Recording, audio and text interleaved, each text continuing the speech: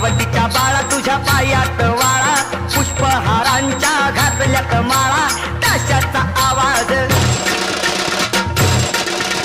ताशाचा आवाज तारारा झाला र गणपती